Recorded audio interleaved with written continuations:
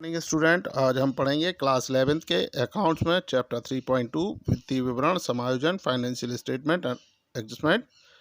और हमारा आज का टॉपिक है डूबत ऋण, बैड डेब्ट्स, डूबत ऋण आयोजन, बैड डेब्ट रिजर्व या प्रोविजन फॉर डाउटफुल डेट्स। और तीसरा है हमारा अप्राप्त ऋण वसूली, बैड डेब्ट्स रिकवर्ड। तो हम स्टार्ट करते हैं बैड डेब्ट से। व्यापारिक वर्ष के दौरान जो व्यक्ति ऋणदाता को धनराशि चुकाने में असमर्थ होते हैं या न्यायालय द्वारा दिवालिया घोषित कर दिए जाते हैं, ऐसे लोगों से उधार वापस आने की कोई गुंजाइश नहीं होती। ऐसे ऋण को डूबत ऋण कहते हैं। तो यहाँ ये बताया गया कि जो बैड डेब्ट्स होते हैं वो क्या होते हैं। तो इसमें नॉर्मली हम ये देखते हैं कि जो बिजनेसमैन होते हैं वो अपने कस्टमरों को या अन्य लोगों को उधार में माल बेचते हैं, और ऐसे में जिनको उधार माल बेचा जाता है उनमें से कुछ ग्राहक या उनके जो कुछ व्यापारी होते हैं जिन्हें वो उधार माल बेच रहे हैं, उनकी जो फाइनेंशियल पोजीशन होती है वो बहुत अच्छी नहीं होती, और इस कारण वो कंपनी का व बिज़नेस का पैसा चुकाने में असमर्थ होते हैं। तो ऐसी कंडीशन में जो बिजनेसमैन हैं, जो अपने बिजनेसमैन जिनको उन्होंने पैसा उधार दिया है, उनको वह पैसा चुकाने में असमर्थ होते हैं, यानी उनके पास उन पैसा चुकाने के लिए पर्याप्त राशि उनके पास नहीं होती है। तो ऐसी स्थिति में जो कोर्ट होती है वो उन्हें दिवालिया घोषित कर सकती है या दिवालिया घोषित कर देती है, जिसके कारण वह उधार की राशि का भुगतान नहीं कर पाते हैं। तो ऐसी स्थिति में जिस राशि का वह भुगतान नहीं कर पा रहे हैं वह राशि डूबत ऋण या बैड डेब्ट कहलाएगी। और जो बैड डेब्ट्स होते हैं इनका लेखा वर्ष के दौरान या अंत में जब भी रकम डूबे तभी किया जाता है। यानी जो बैड डेब्ट्स होते हैं उनको जब भी हमारा पैसा डूबता है उसी समय उनको अपने अकाउंट्स के अंदर रिकॉर्ड कर लिया जाता है। अब हम बात करेंगे इसकी समायोजन प्रविष्टि की, एडजस्टमेंट एंट्री। तो इसकी एंट्री होती है bad debts account to debtors account being bad debts written off. अब यहाँ हम बैड डेब्ट्स को डेबिट कर रहे हैं क्योंकि जो बैड डेब्ट्स है वो हमारा एक तरह का लॉस है, और जितने भी लॉस होते हैं उन्हें डेबिट साइड में शो किया जाता है।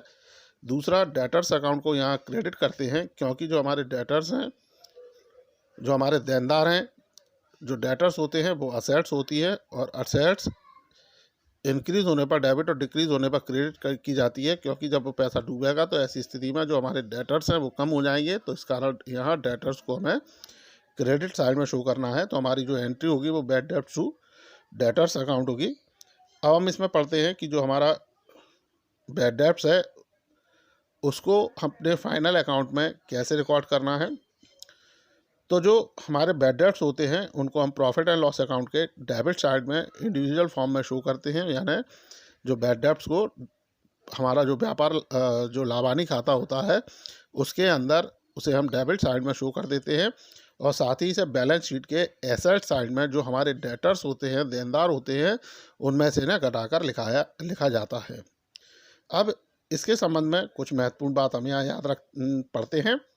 तो जिसमें है तलपट में डूबत ऋण देने पर समायोजन प्रविष्टि नहीं की जाती और विभिन्न देनदार भी कम की हुई रकम के बाद होते हैं। ऐसी स्थिति में डूबत ऋण की राशि को केवल लाभानी खाते में दर्शाते हैं।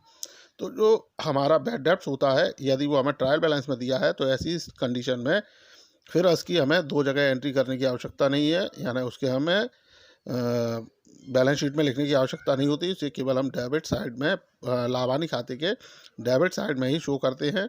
उसे हम बैलेंस शीट के अंदर धनधारा में से नहीं घटाएंगे। लेकिन उसके लिए आपको इस बात का याद रखना होगा कि वह ये कंडीशन जब ही एप्लीकेबल होगी, जब ही अप्लाई होगी, जब बैड डेब्ट्स हमको ट्रायल बैलेंस में दिया गया है। तो दूसरा, तलवट के बाहर देने पर समायोजन प्रविष्टि की जाती है। यानी जब हमारा जो बैड डेब्ट्स है अगर वो तलपट के बाहर दिया गया है, अतिरिक्त सूचनाओं में दिया गया है या समायोजनाओं में दिया गया है, तभी हम इसको लाभानी खाते और चिट्ठी के अंदर इसको रिकॉर्ड कराएंगे। अब हम अपने अगले टॉपिक की ओर बढ़ते हैं जिसमें है डूबत ऋण संचिति, बैड डेब्ट रिजर्व या अप्राप्त ऋण आयोजन, प्रोविजन फॉर डाउटफुल डेट्स। तो हम स्टार्ट करते हैं अपना अगला टॉपिक। ऐसे ऋणी जो चालू व्यापारिक वर्ष में नहीं डूबने वाले हैं, परंतु ऐसी आशंका है कि ये अगले वर्ष डूब जाएंगे। अगले वर्ष में होने वाली संभावित हानि चूँकि चालू वर्ष की बिक्री का परिणाम है, अतः इसका लेखा चालू वर्ष में कर लेना उचित पड़ता है। इसलिए ऐसे संभावित डूबत ऋणों के लिए एक ऐसा कोष बना लिया जाता है जिसमें प्रतिवर्ष लाभ हानि खाते में से कुछ निश्चित रकम या देनदारों पर एक निश्चित प्रतिशत इस कोष में डाल दिया जाता है। तो इसमें ये बताया गया कि जो हमारा करंट फाइनेंशियल ईयर होता है उसमें जो हमने डेटर्स को उधार माल बेचा उनमें से प्रेजेंट में अभी वर्तमान में हमारा कोई पैसा नहीं डूबा, लेकिन हम एक अनुमान लगाते हैं कि भविष्य में हो सकता है इनमें से हमारा पैसा डूब जाए, तो उन्हें हमें रिकॉर्ड करना होता है। चूँकि वो पैसा हमारा अगले वर्ष में डूबेगा, लेकिन वह जो डूबेगा वो इस वर्ष की बिक्री का परिणाम है, यानी जो करंट ईयर में हमने माल बेचा उसका भुगतान हमें अगले साल मिलना है। तो हो सकता है वह मिले और हो सकता है नहीं मिले। तो ऐसी कंडीशन में इस तरह की जो हानि है उनका लेखा हमें करंट ईयर में ही कर लेना चाहिए। और ऐसे संभावित डूबत ऋणों के लिए हम एक फंड तैयार कर लेते हैं, एक कोष तैयार करते हैं जिसमें राशि हम अपने जो हमें चालू वर्ष में जो लाभ हुए हैं उन लाभों में से राशि निकाल कर या कुछ राशि निकाल कर हम उस डूबत ऋण संचय कोष में इकट्ठी कर लेते हैं, ताकि भविष्य में यदि हमारा पैसा डूबे तो उस कंडीशन में उस जो हमने कोष तैयार किया है, जो फंड तैयार किया है, उससे उस हानि की रिकवरी की जा सके, उसको पूरा किया जा सके।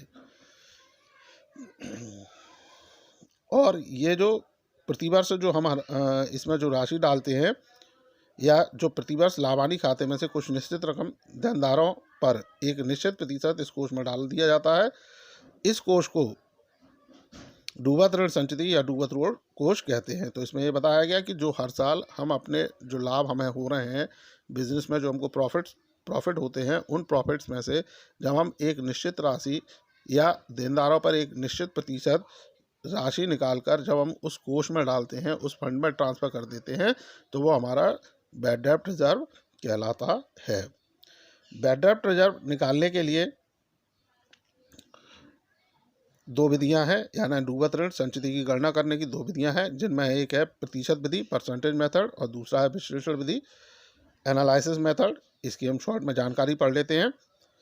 इस विधि यानी जो प्रतिशत विधि है, परसेंटेज मेथड है, इस विधि के अंतर्गत व्यापारी अपने पिछले वर्षों के अनुभव के आधार पर देनदारों पर एक निश्चित प्रतिशत दर का अनुमान लगाता है। इस अनुभव के आधार पर वह प्रतिवर्ष के लिए प्रतिशत दर तय कर देता है और देनदारों पर उस प्रतिशत दर के आधार पर इस तरह निश्चित धन भविष्य के लिए कोष में हस्तांतरित कर दिया जाता है। तो इसमें यह बताया गया कि जो प्रतिशत विधि होती है उसमें व्यापारी अपने पिछले अनुभव के आधार पर, उसके जो एक्सपीरियंस है, जो वो बिजनेस चला रहा है, उसके जो अनुभव है, उसके आधार पर एक निश्चित प्रतिशत दर निर्धारित कर लेता है और हर साल उसी दर से देनदारों पर वह डूबत ऋण के लिए संचिति या डूबत ऋण के लिए बैड डेब्ट्स के लिए फंड्स तैयार करता है। दूसरा होता है विश्लेषण विधि एनालिसिस मेथड।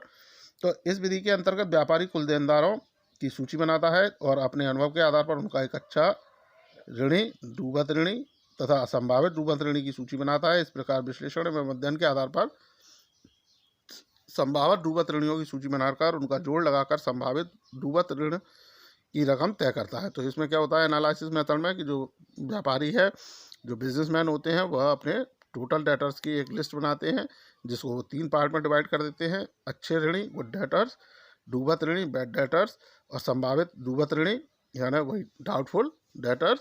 तो इस तरह से इनकी अलग अलग सूचियाँ बनाता है, लिस्ट तैयार करता है और फिर अपने अनुभव के आधार पर वो इनका विश्लेषण करके जो संभावित डूबत ऋणी है यानी जो डाउटफुल डेटर्स होते हैं उनकी लिस्ट तैयार करता है और उनकी टोटल लगाकर उतना अमाउंट वह अपने प्रॉफिट से निकाल कर बैड डेब्ट रिजर्व में या बैड डेब्ट रिजर्व जो उसका है या उसके जो फंड है उसके अंदर वो ट्रांसफ़र कर सकता है।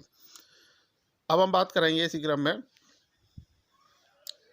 समायोजन प्रविष्टि की। तो डूबत ऋण संचिति की रकम चूंकि लाभ हानि खाते से निकाली जाती है, अतः इस रकम से लाभ हानि खाते को डेबिट करना है और डूबत ऋण संचिति खाता क्रेडिट करना है। Profit loss account debit to bad डेब्ट reserve account being creation of bad डेब्ट रिजर्व। तो इसमें ये बताया गया कि इसमें हमारी जो प्रविष्टि है profit and loss account debit to bad डेब्ट रिजर्व, यानी जो प्रॉफिट लॉस अकाउंट है उसको हमें डेबिट करना है और बैड डेब्ट रिजर्व को क्रेडिट करना है। यहाँ चूँकि जो लाभ है उसे हम अपने निकाल रहे हैं, अपने प्रॉफिट से निकाल रहे हैं, तो उसको हम डेबिट करेंगे और बैड डेब्ट रिजर्व जितने भी रिजर्व होते हैं वो बिजनेस की लायबिलिटीज़ होते हैं, तो उनको हम क्रेडिट साइड में शो करते हैं। तो हमारी एंट्री हो गई profit loss account debit to bad डेब्ट रिजर्व अकाउंट। अब हम देखते हैं इसको फाइनल अकाउंट में किस तरह से लिखना है। तो इसमें डूबत ऋण संचिति लाभानी खाते के डेबिट पक्ष में लिखी जाएगी, यानी जो बैड डेब्ट रिजर्व है इसे हम प्रॉफिट लॉस अकाउंट के डेबिट साइड में शो करते हैं, और बैलेंस शीट में इसे एसेट साइड में जो डेटर्स होते हैं उसमें से इन्हें घटा दिया जाता है। अब हम बात करेंगे बैड डेब्ट्स रिकवर्ड की, अप्राप्त ऋण उद्धार या अशुद्ध ऋण वसूली। कभी कभी ऐसा भी होता है कि ऋण जिससे पहले अप्राप्त मानकर अपलिखित कर दिया गया था कुछ समय के पश्चात प्राप्त हो जाए। जब पूर्ण अपलिखित अप्राप्त ऋण होता है तो प्राप्त रकम उसके देनदार के खाते में क्रेडिट नहीं की जाएगी, क्योंकि उसका खाता उस समय ही बंद कर दिया गया था जब उससे प्राप्त ऋण को अप्राप्त ऋण मानकर अपलिखित कर दिया गया था। अप्राप्त ऋण की वसूली पर उसका लेखा करने के लिए एक नया खाता खोला जाता है जिसे अप्राप्त ऋण उद्धार या अप्राप्त ऋण वसूली खाता बैड डेब्ट्स रिकवर्ड अकाउंट कहते हैं। अप्राप्त ऋण की वसूली पर प्राप्त रकम रोकड़ खाते में डेबिट और अप्राप्त ऋण उद्धार खाते में क्रेडिट की जाती है। तो इसमें यह बताया गया कि जो अप्राप्त ऋण उद्धार या अशुद्ध ऋण वसूली है बैड डेब्ट रिकवर्ड होते हैं, वह ऐसी कंडीशन होती है जिसमें हमारे जो पुराने बैड डेब्ट्स हैं जो हमारा पहले पैसा डूब चुका था वो किसी कारण से पुनः हमें वापस मिल जाता है, तो ऐसी स्थिति को हम अशुद्ध ऋण वसूली कहते हैं। अब चूंकि ये अप्राप्त ऋण बैड डेब्ट से रिलेटेड है तो हम इसे बैड डेब्ट अकाउंट के अंदर या डेटर से रिलेटेड है तो इसे हम डेटर्स के अंदर या बैड डेब्ट्स के अंदर इसको शो नहीं करते हैं, क्योंकि जब हमने बैड डेब्ट्स की एंट्री की थी तो उस समय हमारे जो बैड डेटर्स थे, हमारे जो देनदार थे, यानी बुरे जो हमारे देनदार थे जिनसे हमें पैसा लेना था लेकिन पैसा नहीं मिल पाया था, तो उन्हें हमने बैड डेब्ट्स में अकाउंट में ट्रांसफ़र करके उनको हमने बंद कर दिया था। अब हमें उससे कोई लेना देना नहीं है। तो ऐसी कंडीशन में जब हम उनको बंद कर चुके हैं लेकिन चूंकि हमें पैसा मिला है तो उसको हमें अपने अकाउंट्स के अंदर, अपने खातों के अंदर उनको रिकॉर्ड करना होगा। तो उस कंडीशन में हम अप्राप्त ऋण वसूली के नाम से एक नया अकाउंट ओपन करते हैं, यानी बैड डेब्ट्स रिकवर्ड के नाम से एक नया अकाउंट ओपन किया जाता है।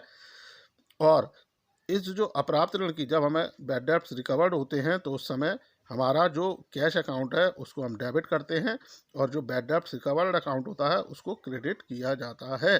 तो यहाँ इसकी जो जर्नल एंट्री होती है वो होती है cash account debit to bad debts recovered account. So student, ये था हमारा डूबत ऋण संचिति और अशुद्ध ऋण वसूली जो आपको समझ में आए होंगे। इनसे रिलेटेड यदि आपके कोई डाउट्स हैं, क्वेरीज हैं तो आप कमेंट सेक्शन में कमेंट कर सकते हैं या आप डायरेक्ट मुझसे कांटेक्ट कर पूछ सकते हैं। So student, thank you, good bye.